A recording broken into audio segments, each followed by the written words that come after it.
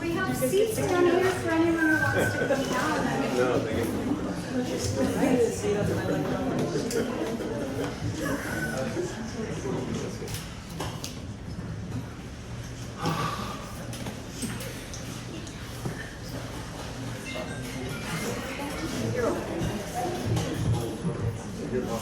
All right, everybody, thank you for being here for the closing reception of What's on Tap, LA's water story source to Spigot. This is the second run for this show. The first run was at Avenue 50 Studio in Highland Park, and then we were invited here at the birthplace of Los Angeles to hold a show that is about, as you know, the story of Los Angeles' water. And for those of you who don't know, this is the birthplace of Los Angeles because of the access to water that was afforded to the Pueblo that was established here. And that was via aqueduct, the Spanish era aqueduct, the Zanja Madre, that runs right outside the gallery, so you can check that out later. I just want to let you know a tiny bit about this show in terms of who helped put it together, and then I'm going to be handing it over to Megan Mullen to moderate today's esteemed panel here. The show wouldn't have happened if it weren't for an invitation from Avenue 50 Studio for us to put together a water show. Initially, we were actually asked, my husband and I, wave hello, Jolly de Guzman.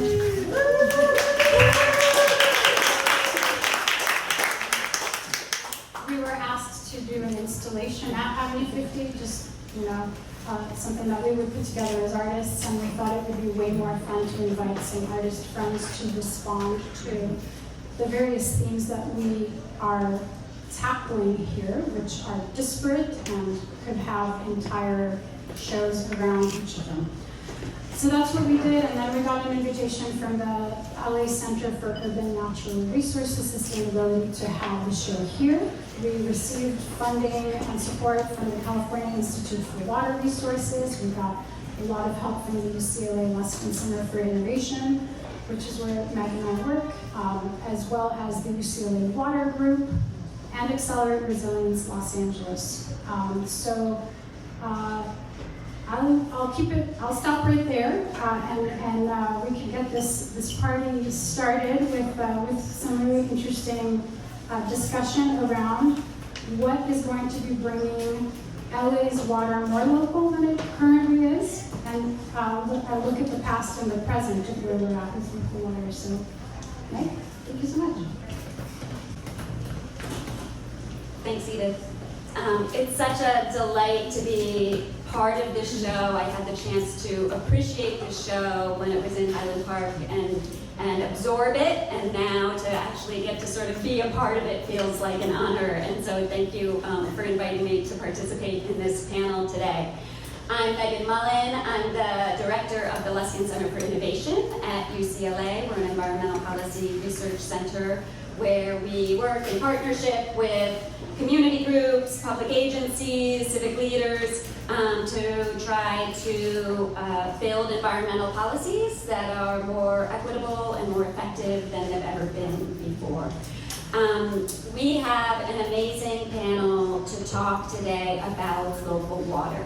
As you've seen, as you walk around this exhibit, right, there are many themes, right, that come through in this exhibit, from the human right to water, water affordability, our trust in water, the fact that we import water from far away, and our aspiration to rely more on our local water resources, which also means protecting and caring for and nurturing those local water resources. And so we're going to hear the story from this fantastic panel about how we transformed in Los Angeles from relying on the Zanja Madre to a water system that is staggeringly not local.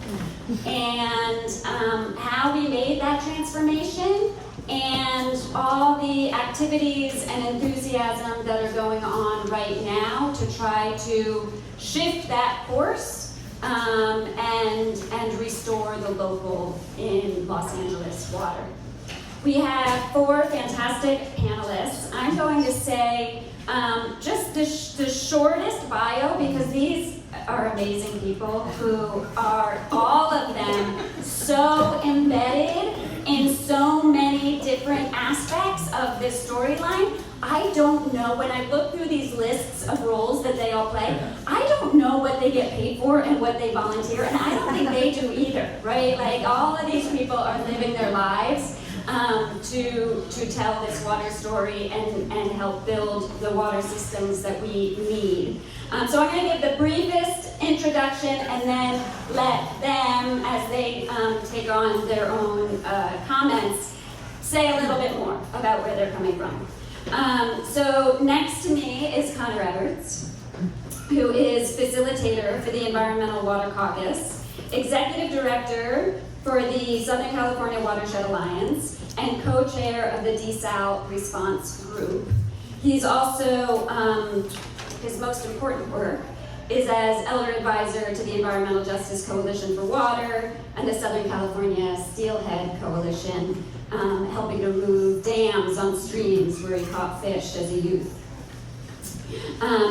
Next to Connor, we have Amanda Begley, who's with Tree People, I know that.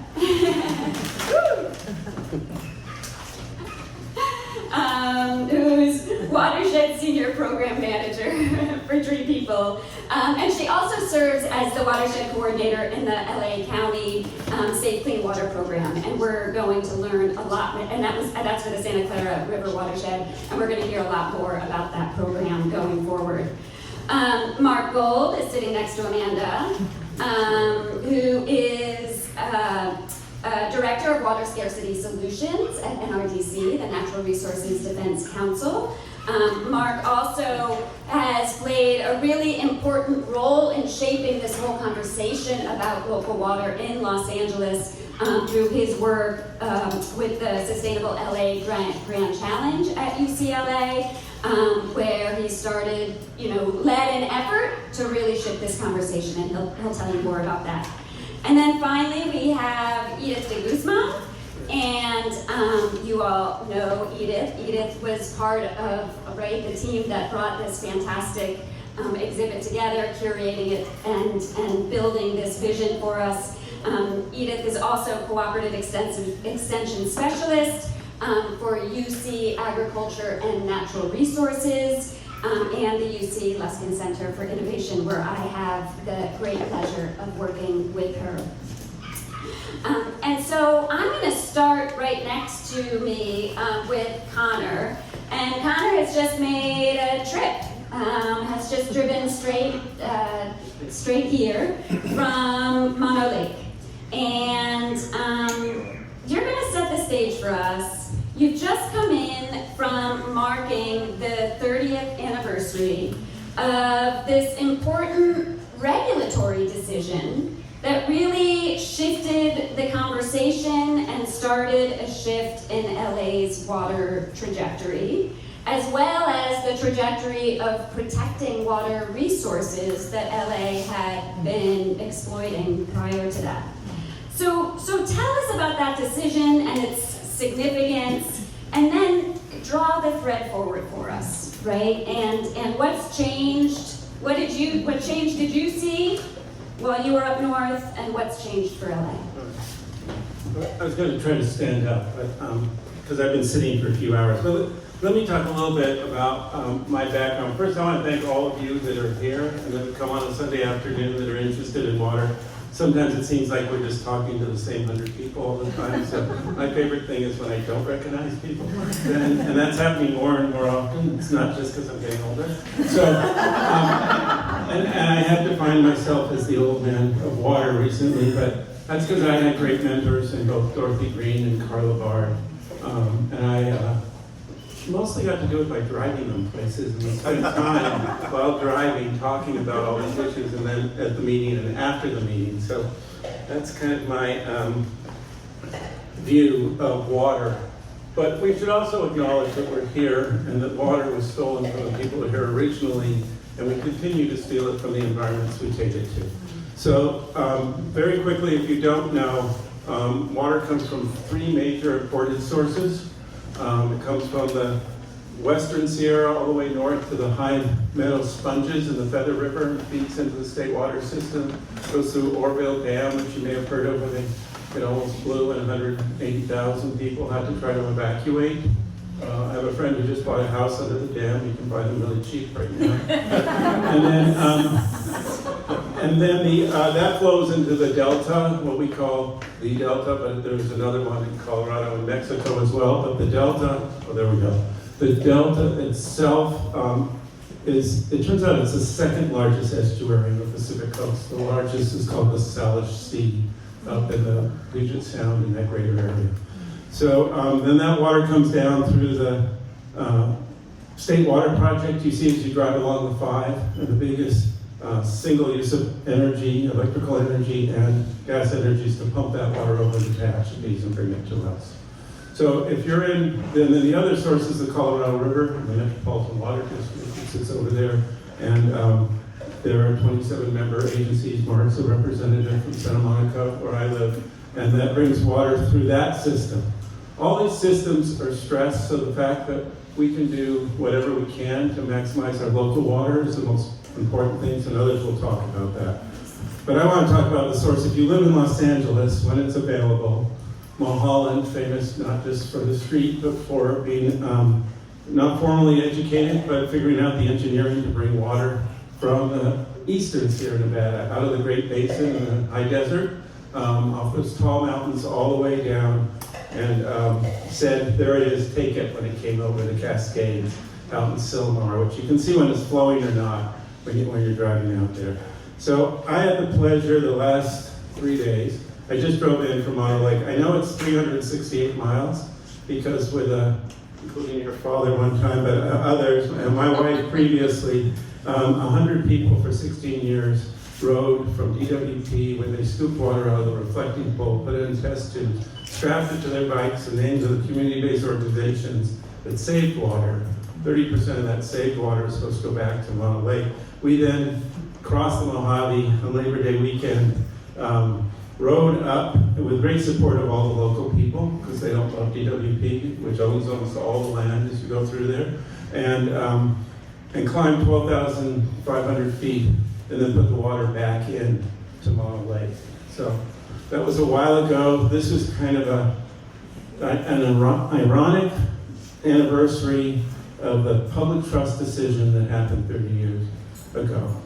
Ironic because DWP still hasn't done what it was supposed to do to reduce the impacts on both the environment and the freshwater streams, and come up with solutions for restoration. The Mono Lake Committee, who started in 1978, and then worked with Audubon, and eventually a lawsuit that was resolved by the State Water Resource Control Board, we thought, in '84, and we actually gave an award to the hearing officer, a fellow from Monterey named Mark Del Piero, and who then told us all the inside stories of the negotiations. We had just lost a couple of the attorneys that had worked on our side, but if you get a long sense of the history. I think the most exciting thing, though, was that the Gutierrez family was there.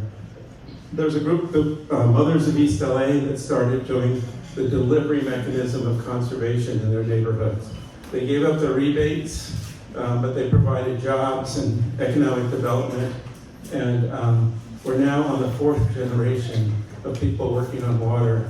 Her, Elsa Lopez, I knew well, and then her son Mark Lopez, with an exclamation mark around the marks, is East Yards, and he works for a community-based organization, just like his grandmother and mother had done, to provide conservation, to the point that we now use less water than we did in 1978 with over 1.4 million people. We have replaced over 1.4 million, I don't know what the total count is now, but we've replaced that many toilets and other devices, but the toilets themselves went from 7 gallons to 1.3. So I did water conservation, so I love the link between that, but what was more important was the link with the Gutierrez family and the brother of Elsa, who I hadn't met. He came to our Green LA committee when I wasn't there, but he's a professor now and he takes students up there because he was a youth that went up there. And so they have an education program. So people understand where their water came from and where it goes. And that's had a huge, I'll go to meetings and someone will say, as a kid, I went to Mono Lake, I've seen it. And if you haven't seen it, I highly recommend it. It's a fairly long drive. It took me 5 hours, 40 minutes. But it is like a moonscape because it's an alkaline lake. And because of the diversion of the fresh water, there was these tuffas that the calcium came up and with fresh water underneath and created this very strange structures that really shouldn't have been there. All that should have been underwater. The water levels dropped about 45 feet. The islands where most of the gulls and the Pacific coast nest were being exposed, and coyotes were able to come over and get the nest. And that was really what got it going for a lot of the people in Audubon to participate. This time I've never seen the lake so high. With 2 very wet winters, and with LA delaying taking more water until November potentially, or potentially not. There's a little loophole where they can take more when it rains a lot. But after going all the way back down, it has come back up and it was glassy and we went out in canoes around what's left of the tufa. I'm sure you've seen the iconic pictures. A lot of people, my cardiologist has them on his wall, but he has no idea what they are. So every time I go in and kind of explain it to him, and he's very interested for the few minutes that I talk to him. But I would, the other thing that in that route is that the whole Owens River is diverted into the aqueduct. There's a trickle that's supposed to go back, and a little small amount, created a lot of marshlands in between to Owens Lake, which once had steamboats going across it. It was another vast inland sea. Because of that hurricane that we didn't get, went up the desert, it hit hard up there.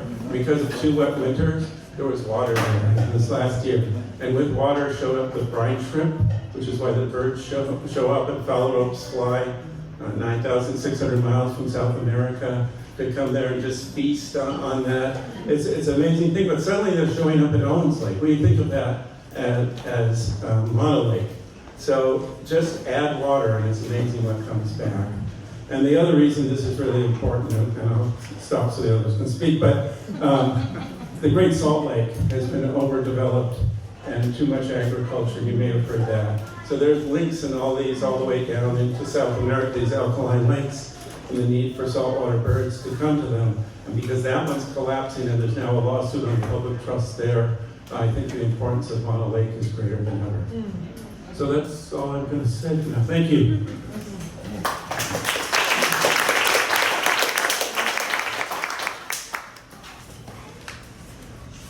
Part of what I love from your comments, Connor, is it can seem daunting, right? We think about these aqueducts that are hundreds of miles long. We think about these, patterns and institutions that are so deeply embedded in our economic and political systems. But you talked about individuals, right? Individuals who make key regulatory decisions, individuals who build that infrastructure in the first place, and individuals who are leading the way in this transformation, right? Who are doing the work to figure out how we conserve more water locally and build more water resilience locally. And so, Mark, I'm going to turn to you now to talk about our resilience efforts in Los Angeles.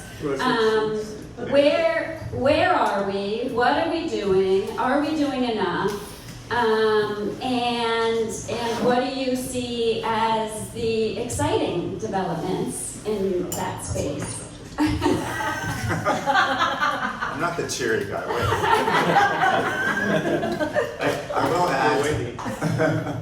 I will add to something Connor said, which is which we won't get into in detail, but the public trust doctrine win on Mono Lake.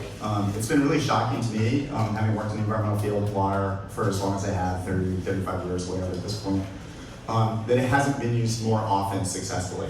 And it recently was California Coastkeeper Alliance and the Russian River Keeper on the Russian River. And I think that really, from the standpoint of protecting the rivers for their intrinsic right to survive and for salmon is a really big deal. The other entity that actually is really, really good at protecting the public trust is the California Coastal Commission. And that's a huge part of what they do on a regular basis. So just for background, I just wanted to share that.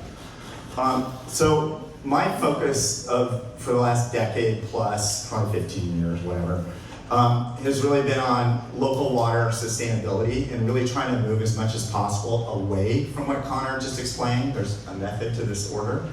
And so you've seen the vulnerability that we've had over the last decade plus with record droughts, record floods, with no years in between. So climate whiplash is real. A few of us are UCLA faculty, and one of our colleagues, Alex Hall, and his research team sort of really exposed climate whiplash in such a huge way, looking at the Sierra. And it's not just that, it's also the other thing you need to think about in water is that we have a climatic shift on when we're actually seeing peak flows. So we're going to see peak flows about 10 weeks earlier than before, and our infrastructure is not set up for it in any way, shape, or form in the state of California. So just keep that in mind.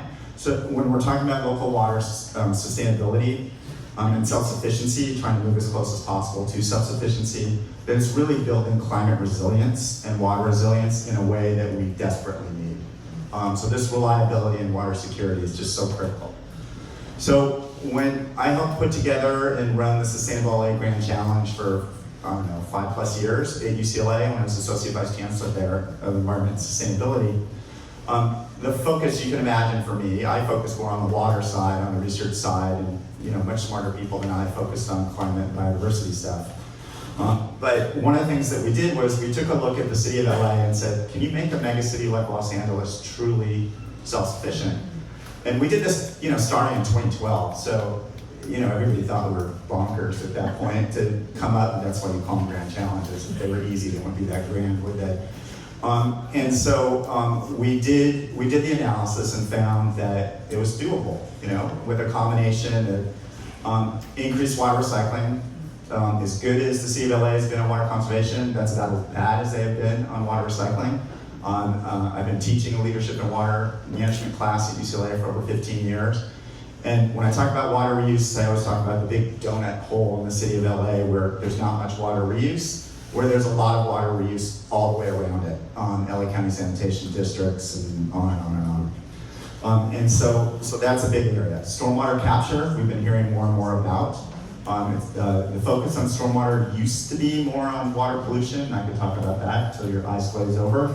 But there's a lot more focus nowadays on supply. But it's both, because there's legal requirements to clean up the water to protect aquatic life and human health. But we haven't really done as good a job as that as we should.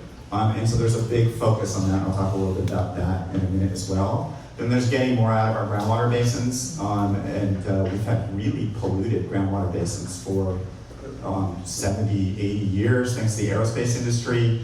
Superfund failed pretty miserably for us in the San Gabriel Valley as well as San Fernando Valley.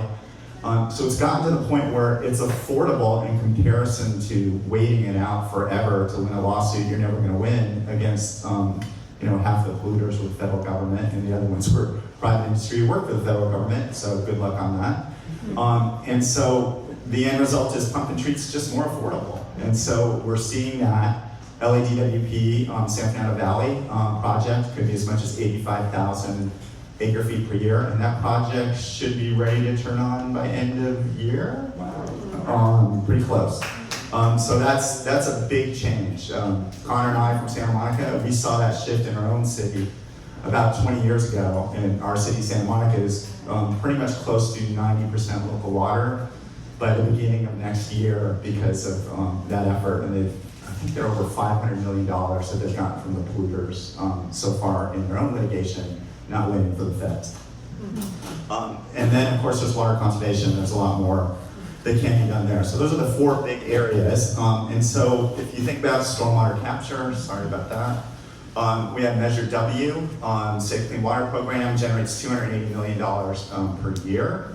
And that focus, there's been 120 plus projects that have been initiated, et cetera. But from the standpoint of performance on water quality, water supply, we can do a lot better. And that's something that has to change. We have to start looking at bigger picture projects, bigger projects than just local community projects. We also need to work better with local communities. So those two sound like they're diametrically opposed. They're not. It's just a lot of the shovel-ready projects, so to speak, are what got funded and moved forward. Some of them are really, really good. Some of them are meh, you know. But we really need to change that and make them all really good. And we need to pay as you go, not really how we deal with anything else, but somehow we're doing that on stormwater. We don't do that on wastewater. We don't do that on transportation. We need to change that mentality in a big way and start investing in larger projects that are different. Low impact development is how we can do a lot better with our existing, every time we have new and redevelopment, to capture that runoff and infiltrate it or use it on site. Unfortunately, the city of LA has actually rolled back that regulation this last year. It used to apply to anything 500 square feet or bigger. Now it's 2,500 square feet or bigger. So basically, evidently, we're not trusted in the residential sector to do rain gardens and use rain barrels. I mean, come on. You know, downspout redirects, those are not expensive. It's just common sense. And that's the sort of stuff that now is off the hook that hopefully will flip back sometime soon. On water reuse, these are transformational projects, but they're not cheap. Pure Water Southern California is the Metropolitan Water District and LA County Sanitation Districts. That's down in Carson. And then Pure Water LA is the big Hyperion sewage treatment plant, which I'd spent my entire freaking life at. And so I started Hilo Bay as the first hire, if you didn't know that. So the gist of that is that when they go forward, 150,000 acre feet per year for Pure Water SoCal, and for the Hyperion Pure Water LA project, 210,000 acre feet per year. So just those two alone get you to 360,000 acre feet per year. By perspective, the city of LA uses about 450 to 480,000 acre feet per year. So right now they have almost, zero recycled water. I mean, I'm exaggerating. It's like 2% of the water supply. It's pretty pathetic. And it could be up to 60, 70%. And so, but the reality is, those projects are not cheap, and they're going to take time. The first phases could be done as early as 2034 for Pure Water SoCal. The Pure Water LA would be 2036. Second phase is like 2041. Full implementation at the city level right now is 2050, which personally I think is completely unacceptable. We have to do better than that. And so that's what's going on there. Already gave you the groundwater project, which I think is great. We could do better there. It just goes in and out. And then lastly, on conservation, as great as we have done, there's still more to do. It is now state law to not have non-functional turf, which is just ornamental turf. Commercial, industrial, and institutional facilities. As you can imagine, the water utilities fought very, very hard to have it not apply to multifamily or residential communities. And very interesting change right now, because we had a wet year and an average year back to back. Now the water utilities are actually fighting against, and we saw it really pretty brutal, the Conservation as a California Way of Life law. And so that is going to kick in, but it really not in earnest till 2035. Like, what could happen in 10 years from now? Think about what happened in the last 10 years and how vulnerable we found ourselves. And we're basically going to do nothing in this region for another decade. And it gets serious in 2040. So the good news is there are some serious targets in there for outdoor irrigation in particular, but 15 years is ridiculous. We need climate resilience much earlier than that. And so the last thing is just on the conservation side, is looking at water neutrality ordinances, where we make sure that all new and redevelopment aren't going to increase the water use more than the pre-existing development. And we've seen that in Santa Monica. It's been in place for 6-7 years at this point. And if you can't do it on site, then you provide in lieu fees that pay for doing it elsewhere within your community. And so it also helps fund the project, and developers end up funding more conservation within your community. So those are just some of the things to think about where we can do better on local water self-sufficiency. I'll pass it to Amanda.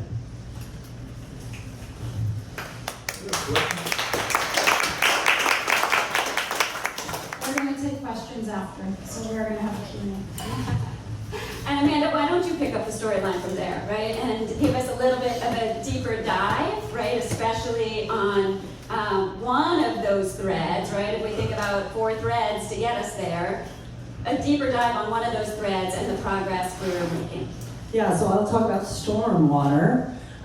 This last year, water year, so that starts on October 1st, so we're about to start our next water year, but LA County captured 96 billion gallons of stormwater. Now that number probably sounds a bit abstract, so what does that mean to our needs? That's about 23% of our local water needs can be met through stormwater. So that's very encouraging, right? That is, we also had extremely wet years, so we know, as has been discussed, this concept of weather whiplash, so we don't know if we're gonna get a drought year this year or next year, but it's coming again soon.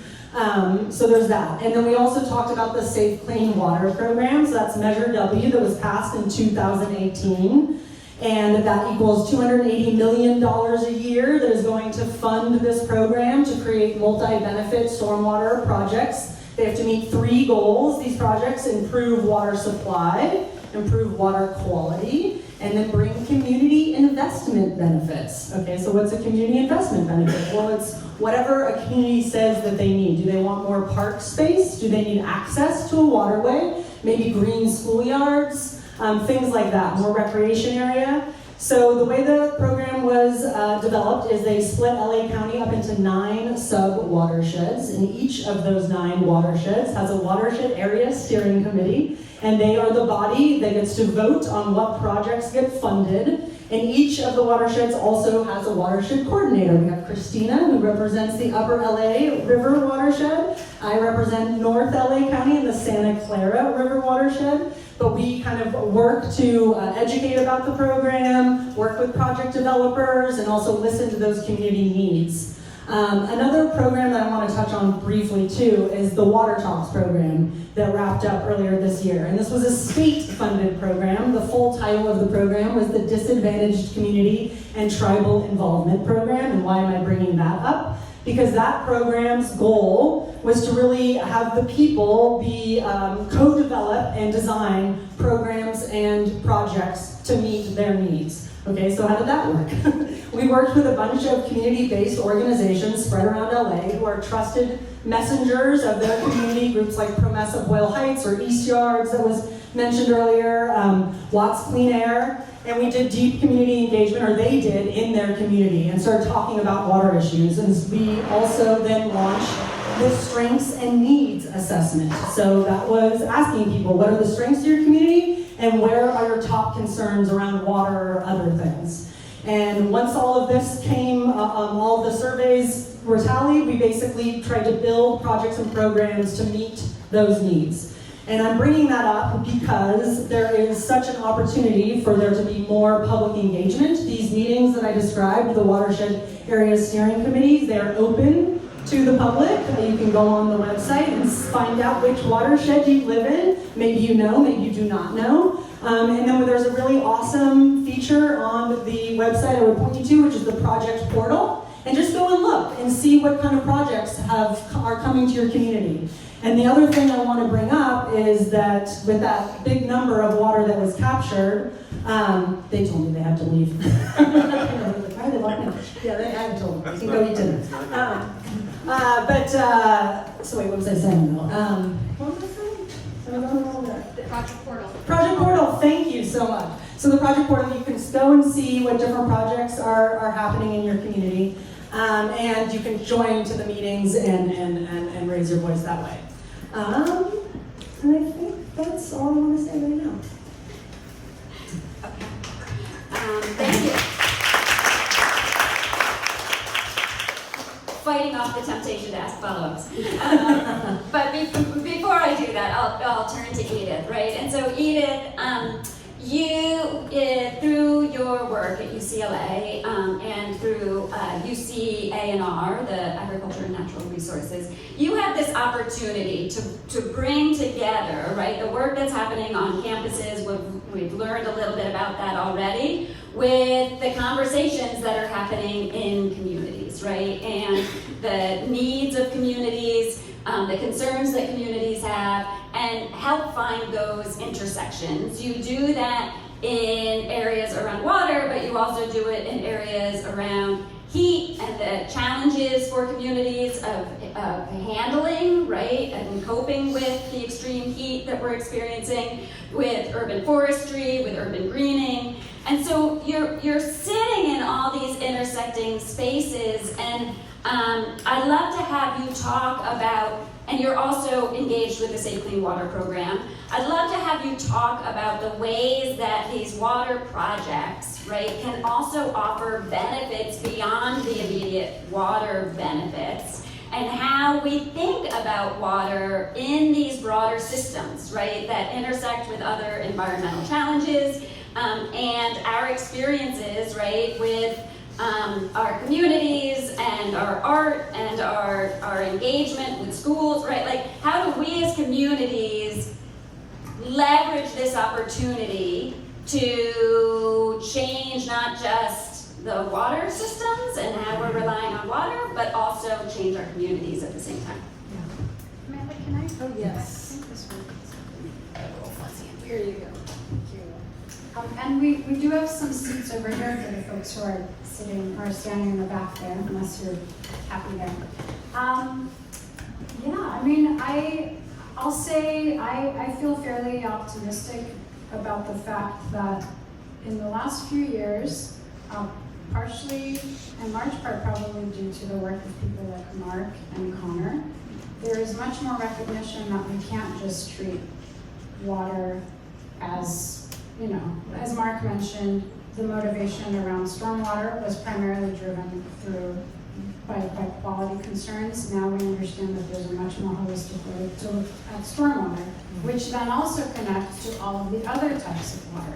And right, so we've had this shift that has at least begun to happen, and it's reflected in funding as well, and in mandates from the state on down, which attempts to connect not only water, but then these other issues that we're dealing with. We're all much more conversant with the idea that climate change is really here. It's happening much more quickly than even most of the scientists had anticipated. The ways that it's expressing itself are confounding some of us that have been working in this. The way that the shifts, like the whiplash, that climate whiplash that Mark mentioned, is something that we, you know, our brains certainly are not, you know, capable of totally understanding, and certainly our infrastructure is not. So at this stage, I think we, those of us who are working in this arena, have been pushing for this idea that all of these disparate, seemingly disparate, natural resource management kind of conundrums are actually really related, right? And that it is not a top-down thing, but it is it's an opportunity to really have these conversations between how do we manage things through mandates, through law, but also at the same time understand what the conditions on the ground are, what the sort of socioeconomics are on the ground that can actually inform what the right solutions would be. And so there's like intersectionality across all of these things. It's the natural resources, because when we talk about planting trees, we're talking about water. As a friend of ours who lives up in Independence, California, likes to remind me, it's great that you all want to water, plant trees in Los Angeles, but every time you water a tree there, we think about how our water table is going down here in Edmonton Valley. So there are all of these various connections. I don't know if I'm completely answering your question here, but I guess what I'm trying to draw out is that we are, I think, living through this shift. It is definitely not, we're not there yet, but the fact that we have programs such as the Measure W Safe Clean Water program, which are water-driven, but the outcomes are not, the measures of success are not purely just water. It's not just, amount of water captured or those types of metrics that used to animate the way that we used to do these things. It is very much about how do we connect greening and heat mitigation and community improvement and community engagement, and how do we try to correct some of the wrongs of the past that, policies and other decisions that were made which created inequities that are still very much impacting our sort of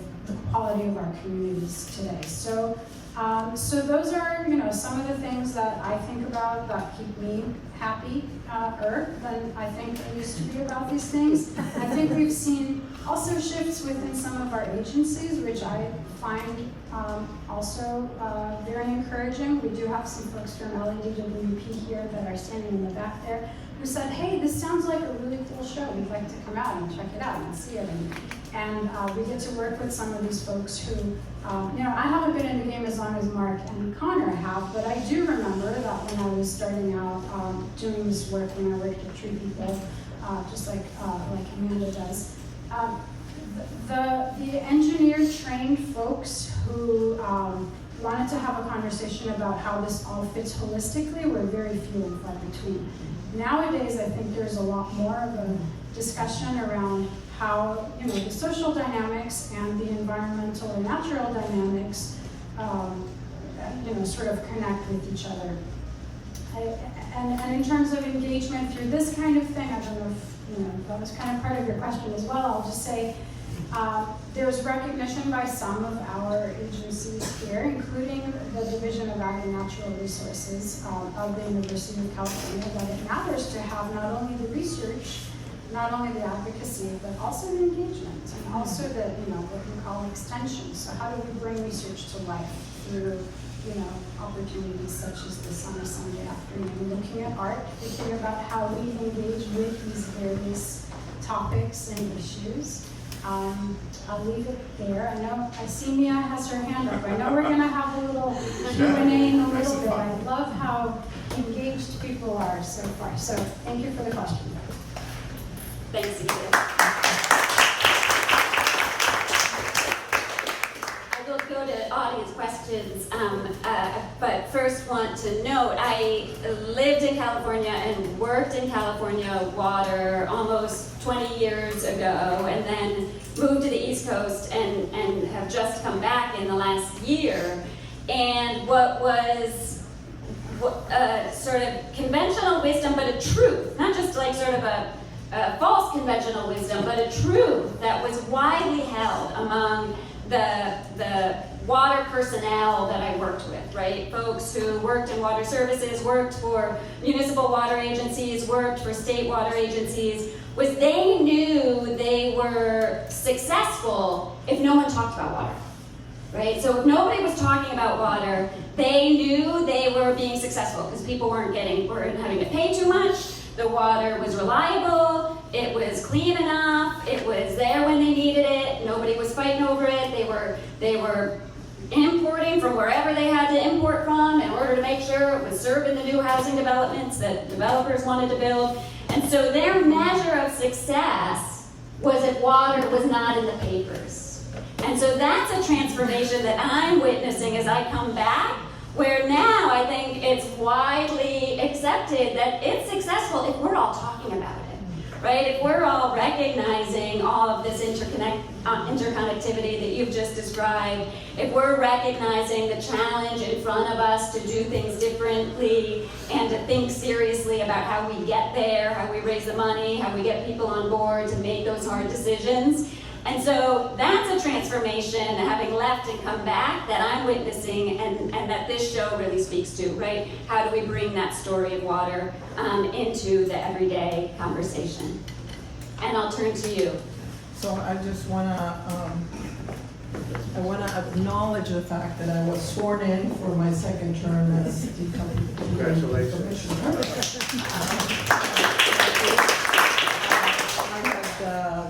It was wonderful to have my family with me. Actually, my grandson is here today. And it was a very special day with the mayor, and it was an interesting moment to go into City Hall. And the meetings typically start with people being able to say whatever they want, whatever they want to complain about. And it's really kind of disheartening and very sad, because before anybody speaks about any big issue or votes somebody in or not, there is this, deluge of commentary that is legally has to happen. So, And R-rated. what? And R-rated. And yes, definitely. So I just want to say that it's actually been an honor and to be a part of the, the deliberations of the department, and very interesting. And what I want to point out, because in these conversations, nobody talks about landscape architecture, okay?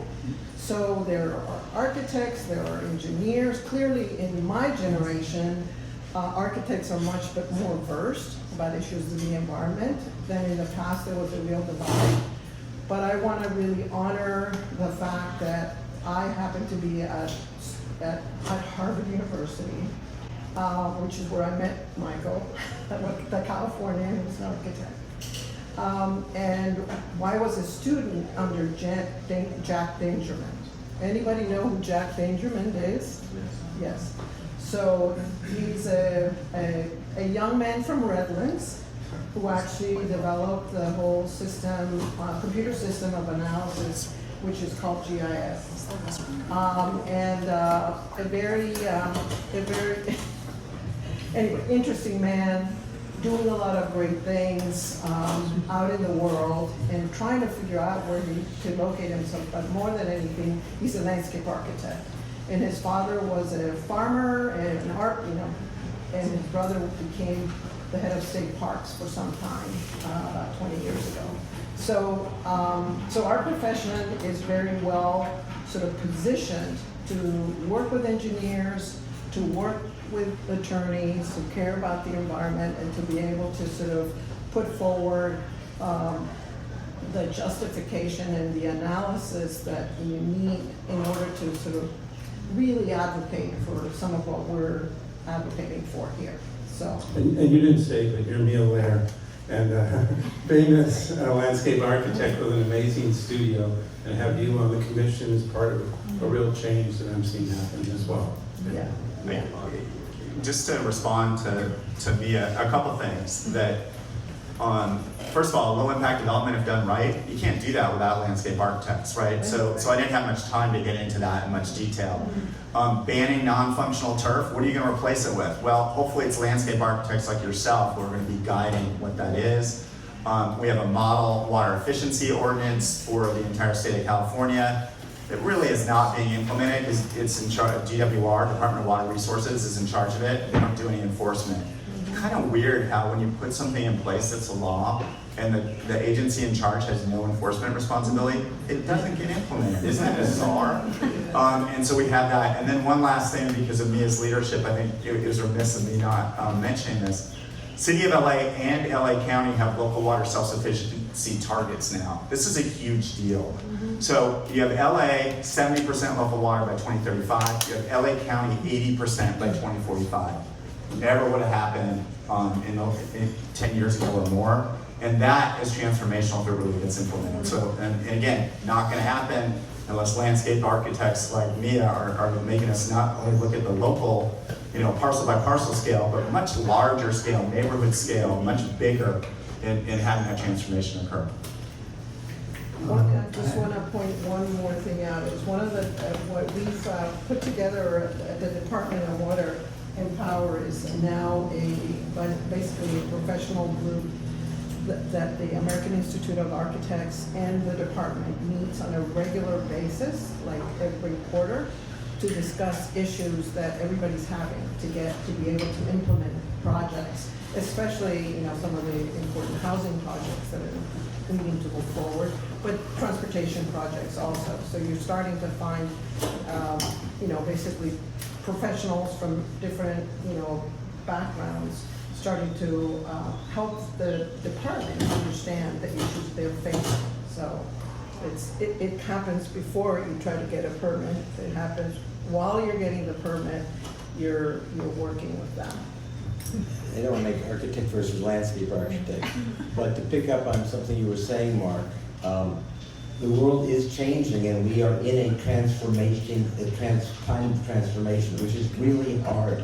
It's not easy and it's not a no-brainer to do this. Every single project we do we have the amount of low-impact development? Do we have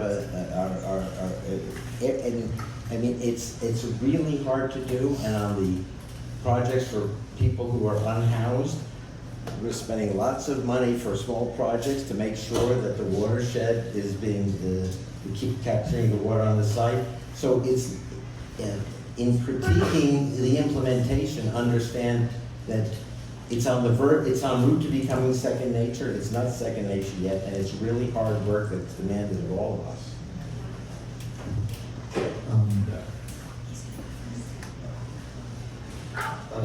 I have a question for Edith and for Mark. So you were saying that planting more trees means you have to use more water. I thought that planting more trees creates local ecosystems where more water comes. And then for Mark, I wanted to ask, you were saying that they are, because we've had a couple of good years of water, that they're trying to evade putting any more effort into it. Who are they exactly? Is it political affiliations? Water utilities.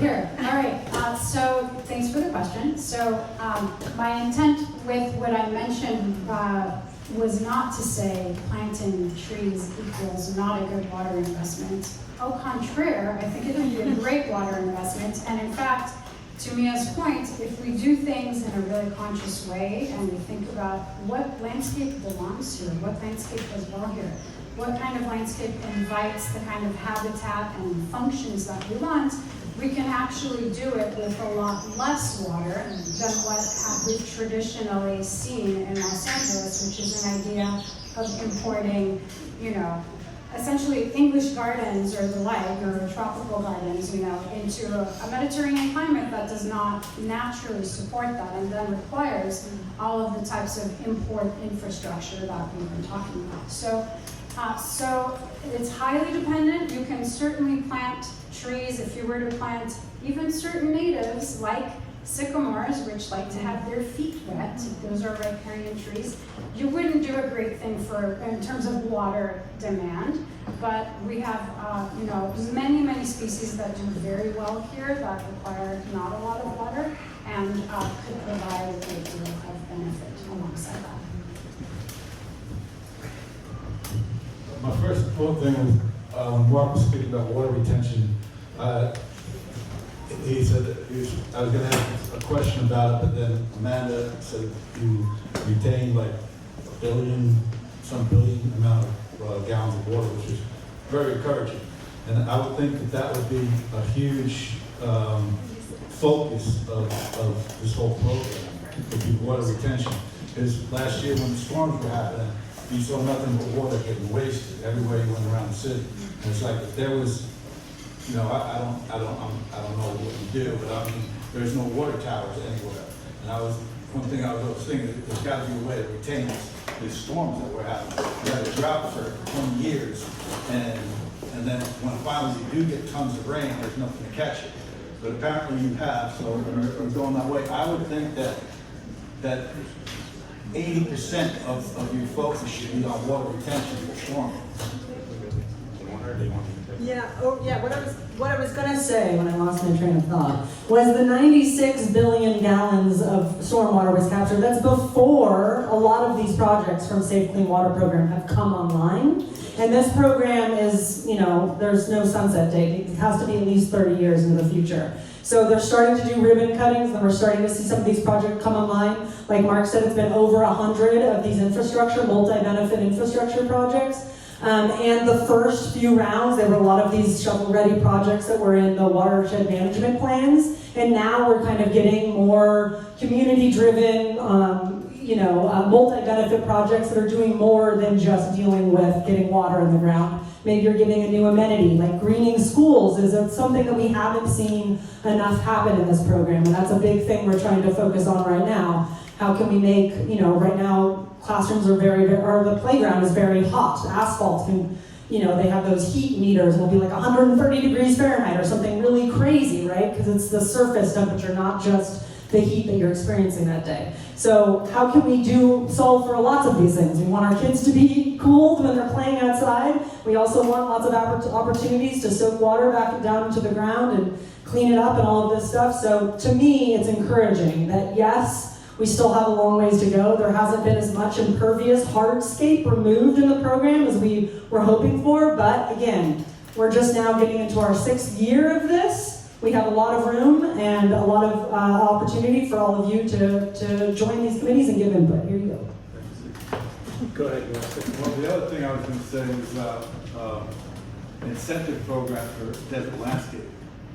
That's a huge thing. I had a house in Boulder City, which is right near Vegas, and that was a huge thing 10, 15 years ago. They were giving out money for they give you a certain amount of money to change your landscape. So we've been doing that here for a long time too. Yeah. So I think Las Vegas talks a lot about their program. We've been doing them for a really long time, depending on where you live, the different incentives. We've also been saving and capturing water. You don't capture everything when it rains that hard and that intensely in a short period of time. Some water is meant to go out to the ocean, but we're on track to capture more than we ever had on a scale that we never had before. But I think that's part of the problem, is that those of us that are inside know about all these issues, but how do we explain it better to all of you? And I wanted to thank Edith and her husband Jolly for putting together the art exhibit, because that's another way of expressing and talking about these issues. Because otherwise we talk our own language often. So I realized when I said public trust, I didn't really explain what it is, but it's the everyone owns no entity, no business, but the public owns the water and the air and the right to it. And that goes way back to Roman law. And that's the issue that is now being implemented in places where we had lost that public right to water. I just want just one quick thing. One of the things I wanted to say is we're not doing the big projects. Like the numbers that Amanda was talking about, those are from projects for largely for flood control purposes, but also that augment groundwater supplies. They were built in the 60s and 70s, right? We haven't built anything that captures 20,000 acre feet a year since then. And so that's a major change, but I'm very proud, and Connor brought this up, we spent more than $500 million on landscape transformation in Southern California in the last decade. So that's definitely pretty serious. But I want to talk about what you should do very quickly, which is artificial turf, which sounds, to some people, where I live in Santa Monica, they're tearing it up and putting it back in again, and it just drives me crazy, because that temperature she was talking about, artificial turf will get up to 165, will be water. Yeah, 185, and then you water it, and then it gets slippery and causes accidents, and it also causes pollution going back down to the ground. So we don't want these maladaptive solutions that make something worse. Go ahead. I just wanted to thank you. I'm actually part of the SoCal Stop Artificial Task Force, and we just had a council file motion passed with City Council about 2 weeks ago. There's a lot of data now that artificial turf not only pollutes the groundwater, pollutes the oceans, pollutes our air, causes more injuries. Speaking of heat island effect, 185 degrees in the San Fernando Valley when asphalt is 140 degrees. How do you see the cities actually phasing out? Mark, you spoke about heat island effect, you spoke about, lower scale residential, but the city itself is having a hard time addressing. Currently, they're proposing to install 30 new artificial fields, primarily in low-income, parks and areas that don't have the adequate canopy coverage. So what do you see? How do community entities, how do groups get together to really kind of stop this and transition to more California-friendly, climate-adaptive landscapes. There's, which I'm sure Amanda's part of, knowing her, and probably you created it, probably know. But there's a Green Schools Coalition. Here's my problem. LA Unified has just been chicken on the whole thing, right? They don't want the liability of stormwater coming on site, so they have literally been obstructionists. They had a carve out in Measure W, so that it didn't apply to them. So they don't even pay in to the 280 million, well, all of us do.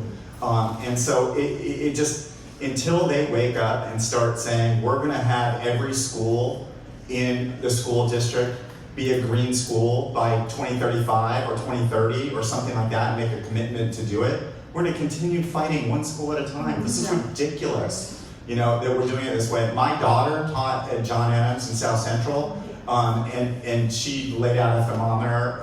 She was teaching middle school, 7th and 8th science.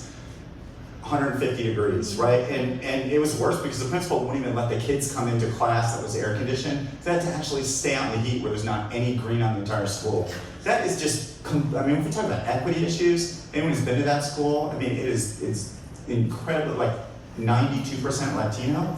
And that's what you end up doing to your kids. That's just absolutely inexcusable. So we gotta hold our school district, they're all elected officials, hold them accountable, because that's what this is all about at this point. And people like you going to the council, not us, they know what we're gonna say, right? So, I could say the building's burning down, but I think it's really important that people come out, and the ordinance you're talking about actually has been watered down a little bit, so we have to make sure that we hold them to it. And it's just also an economic issue too, in terms of the impacts on water quality and on safety. And those are the basic things. And there's just no reason. We already had a watershed approach to this about 5-6 years ago, so I thought we had solved the problem, but it comes back. So you have to keep fighting. Because a lot of the departments are stating that the reason that they need to put in artificial turf is because of the water conservation. So we Can I say bullshit? We don't know that. You say microplastics? Yeah. So this final conversation, right, just highlights not just the complexity of the problems and the way these all interact, but also how many different agencies and how many different units, right, all have to be on board in this space. The conversation can go on, it should go on, it will go on, but for now, we'll close this panel. Thank you so much to the panelists. Thank you to Edith and Jolly and Tranquilo Gallery for hosting us. Thank you for your engagement, your participation, and this delightful conversation, and continue to enjoy the art.